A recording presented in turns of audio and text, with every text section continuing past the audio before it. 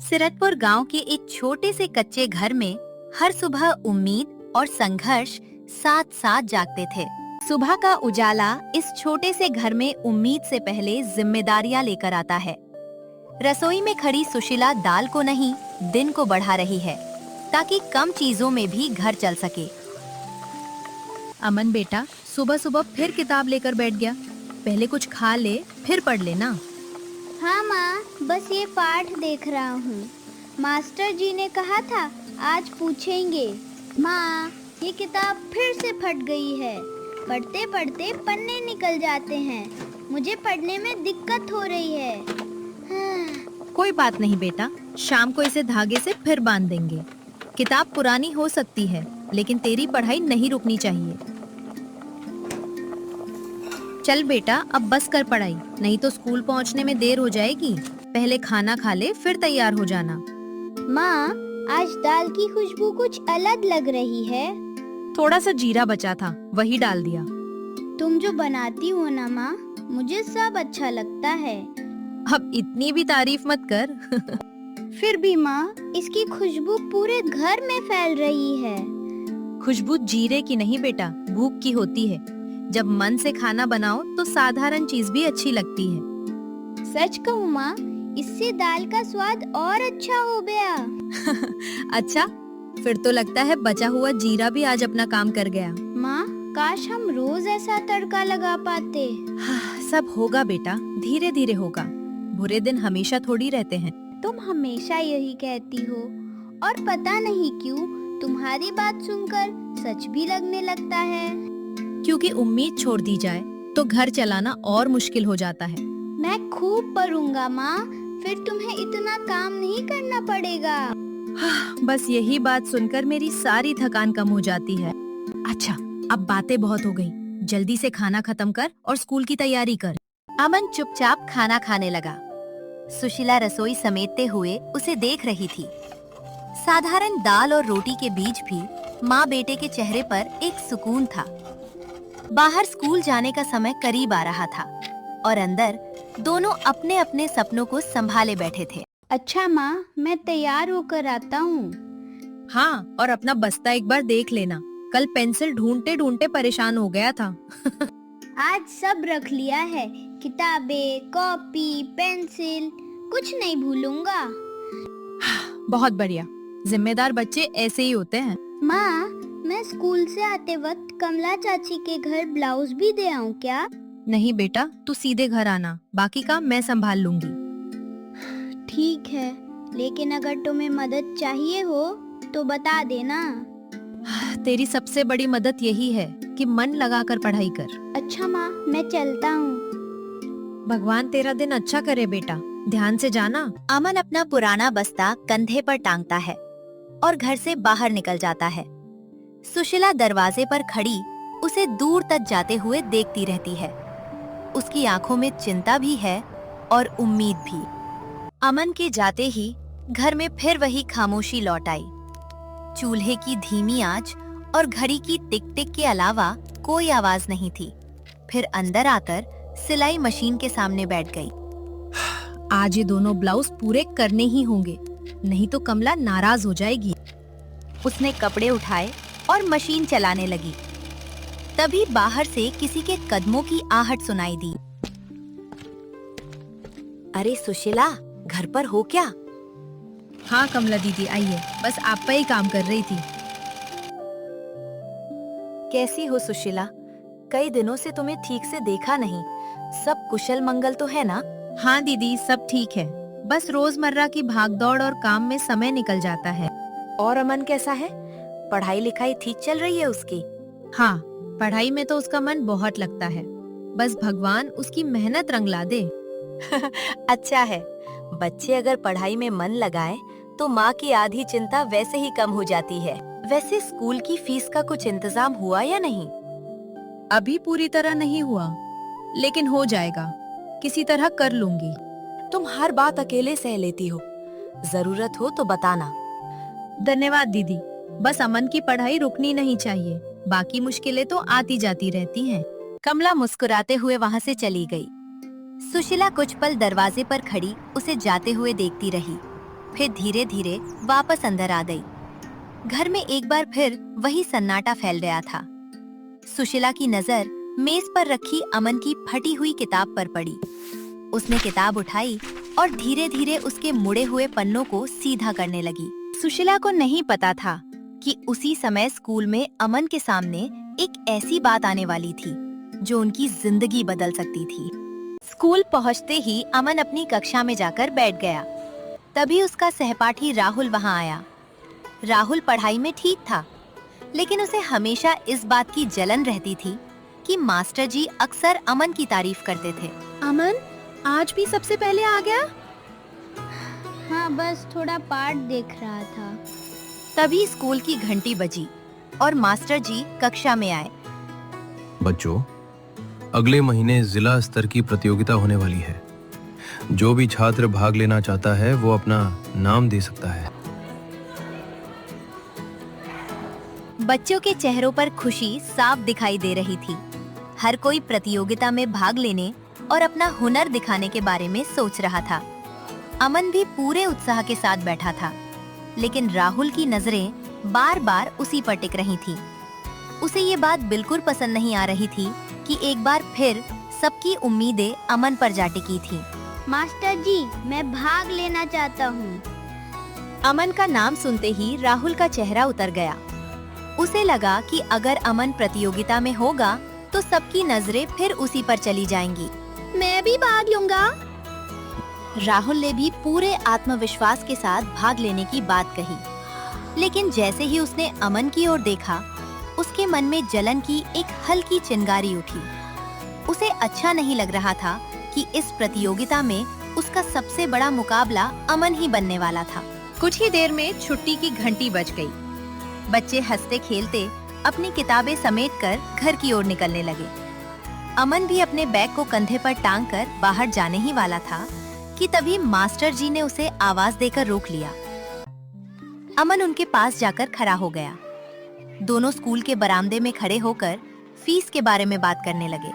अमन बेटा, तुम्हारी फीस अभी तक जमा नहीं हुई है। घर में इस बारे में बात हुई क्या? जी मास्टर जी, माँ कोशिश कर रही हैं। उन्होंने कहा है कि जल्द ही जमा कर देंगी। मुझे पता है तुम्हारी माँ बहुत मेहनत करती है, लेकिन स्कूल के भी कुछ नियम होते हैं। जी, मैं समझता हूँ मास्टर जी। माँ रात रात भर सिलाई का काम करती हैं। तुम पढ़ाई में बहुत अच्छे हो अमन। मैं नहीं चाहता कि फीस की वजह से तुम्हारी पढ़ाई पर कोई असर पड़े।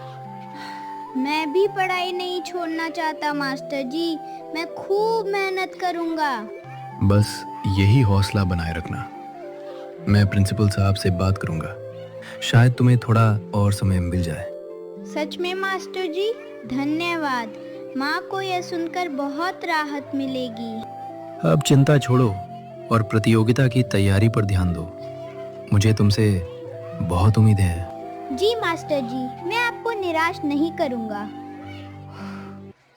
दूर खड़ा राहुल ये सब चुपचाप देख रहा था।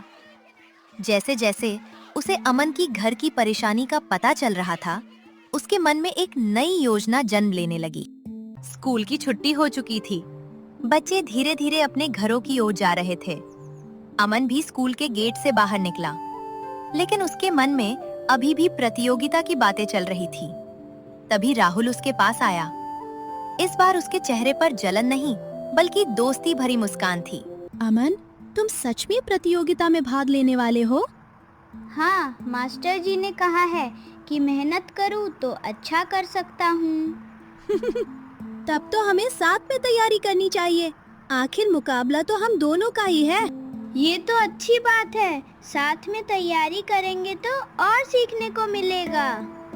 अमन को राहुल की बात सुनकर खुशी हुई। पहली बार राहुल उससे इतनी अच्छे से बात कर रहा था, लेकिन राहुल के मन में कुछ और ही चल रहा था। वैसे मेरे दादाजी ने बताया था कि जंगल के किनारे एक पुराना बरगद का पेड़ है। लोग कहते हैं कि वहाँ बैठकर पढ़ने से ध्यान बहुत अच्छा लगता है। सच में? हाँ, चलो आज वहीं चलते हैं। प्रतियोगिता की तैयारी भी हो जाएगी और थोड़ा घूमना भी हो जाएगा। पढ़ाई का नाम सुनकर अमन तुरंत तैयार हो गया। उसे लगा कि राहुल सचमुच उसकी मदद करना चाहता है। दोनों जंगल की ओर बढ़ने लगे। रास्ते में राहुल के 2 दोस्त भी उनके साथ आ मिले। जंगल के पास पहुंचते पहुंचते सूरज ढलने लगा था। पेड़ों की लंबी परछाइयां जमीन पर फैल चुकी थीं। अचानक राहुल ने एक तरफ इशारा किया। अमन, जरा देखो, उस तरफ शायद कोई घायल जानवर भागा है। कहाँ? अमन उस दिशा में देखने लगा। तभी राहुल और उसके दोस्त चुपचाप पीछे हटने लगे। कुछ ही क्षणों में वे पेड़ों के पीछे गायब हो चुके थे। अमन ने घबराकर चारों तरफ नजर दौड़ाई, लेकिन राहुल और उसके दोस्त कहीं दिखाई नहीं दिए। जंगल में अजीब सा सन्नाटा छाया हुआ था। राहुल, राहुल, तुम लोग कहाँ हो? अमन की आवाज जंगल में गूंजकर वापस लौट आई, लेकिन कोई जवाब नहीं मिला।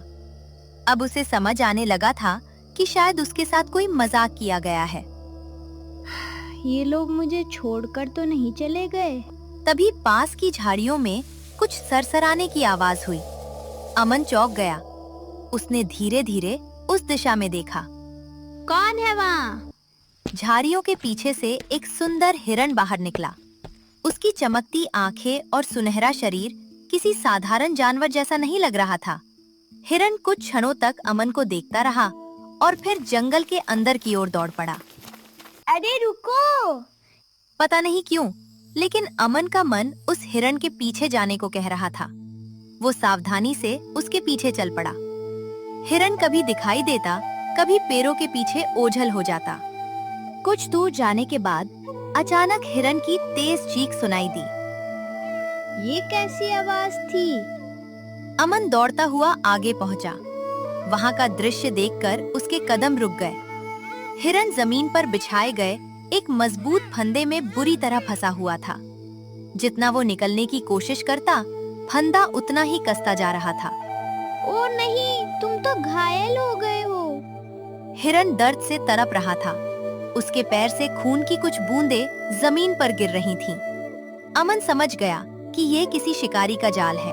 डरो मत, मैं तुम्हें बाहर निकालता हूँ। अमन बिना समय गवाए हिरण के पास घुटनों के बल बैठ गया। उसने देखा कि फंदा बहुत मजबूत था और हिरण का पैर बुरी तरह जकड़ा हुआ था। घबराओ मत, मैं तुम्हें कुछ नहीं होने दूंगा। अमन ने पूरी ताकत लगाकर हिरण के पैर में फंसा लोहे का फंदा खोलने की कोशिश की। काफी मेहनत के बाद आखिरकार फंदा खुल गया। जैसे ही हिरण आजाद हुआ, वो कुछ कदम पीछे हट गया। अमन ने राहत की सांस ली और मुस्कुराते हुए उसकी ओर देखा। अब तुम सुरक्षित हो, जल्दी यहाँ से चले जाओ। अचानक हिरण के शरीर से सुनहरी रोशनी निकलने लगी। रोशनी इतनी तेज थी कि अमन को अपनी आंखें ढकनी पड़ी। पूरा जंगल उस चमक से जगमगा उठा।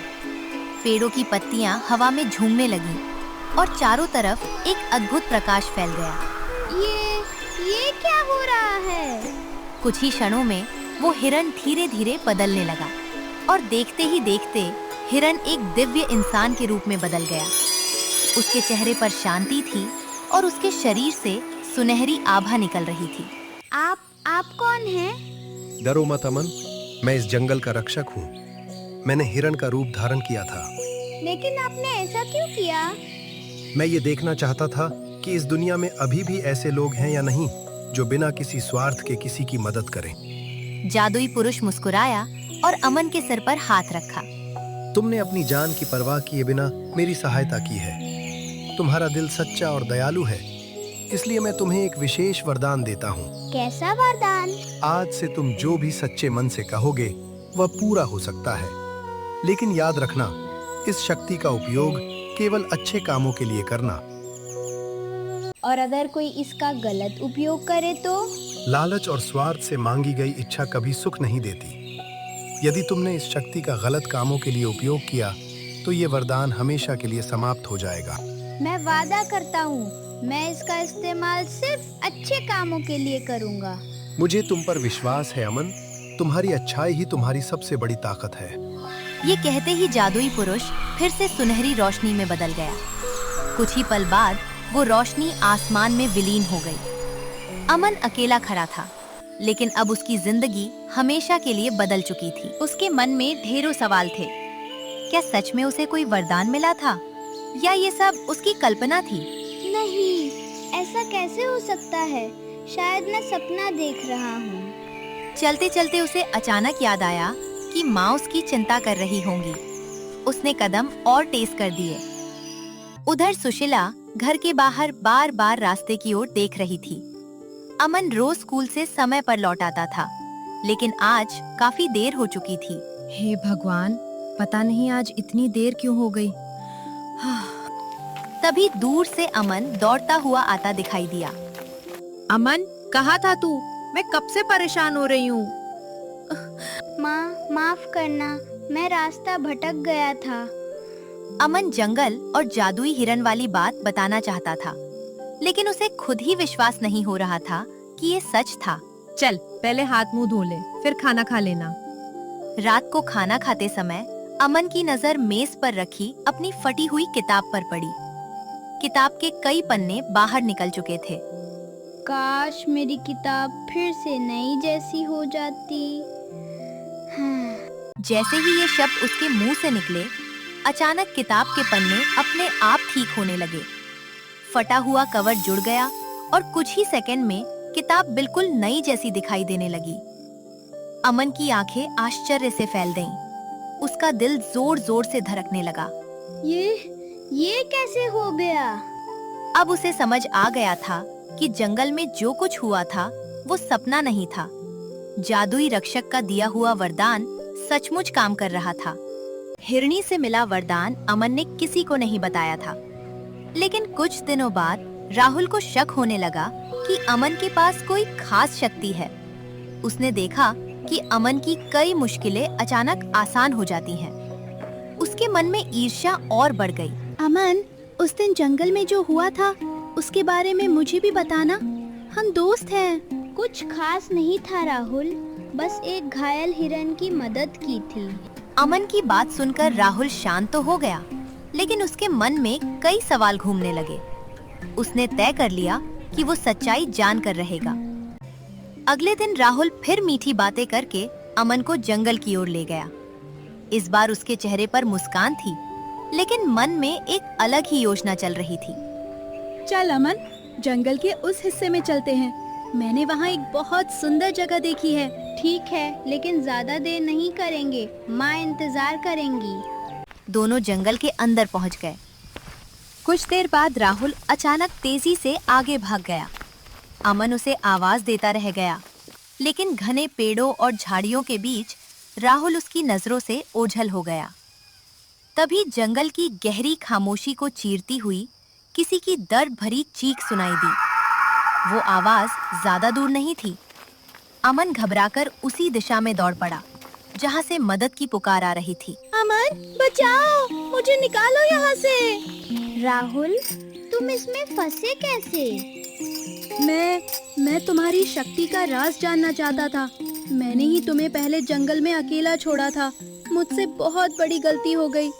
राहुल की बात सुनकर अमन को दुख तो हुआ, लेकिन उसने उसकी जान बचाने का फैसला किया। उसे हिरनी का दिया हुआ दूसरा और आखिरी वरदान याद आया। मैं चाहता हूँ कि ये जाल अभी टूट जाए और राहुल सुरक्षित बाहर आ जाए। अमन के इतना कहते ही जाल की रस्सियाँ अपने आप टूट गईं। राहुल सुरक्षित बाहर निकल आया। अमन, मैंने तुम्हारे साथ बहुत बुरा किया, फिर भी तुमने मेरी जान बचाई। मुझे माफ कर दो। सच्चा दोस्त वही होता है जो अपनी गलती मान ले। मैं तुम्हें माफ करता हूँ। उस दिन के बाद राहुल पूरी तरह बदल गया। दोनों अच्छे दोस्त बन गए। कुछ दिनों बाद प्रतियोगिता का दिन आया। राहुल ने भी मेहनत की, लेकिन इस बार उसके मन में ईर्ष्या नहीं थी। प्रथम स्थान प्राप्त करने वाला छात्र है अमन। पूरे स्कूल में तालियों की गूंज फैल गई। सबसे जोर से ताली राहुल ही बजा रहा था। अमन मुस्कुरा रहा था, क्योंकि उसने सिर्फ प्रतियोगिता नहीं जीती थी, बल्कि एक सच्चा दोस्त भी पा लिया था। दया और सच्चाई की शक्ति किसी भी जादू से बड़ी होती है।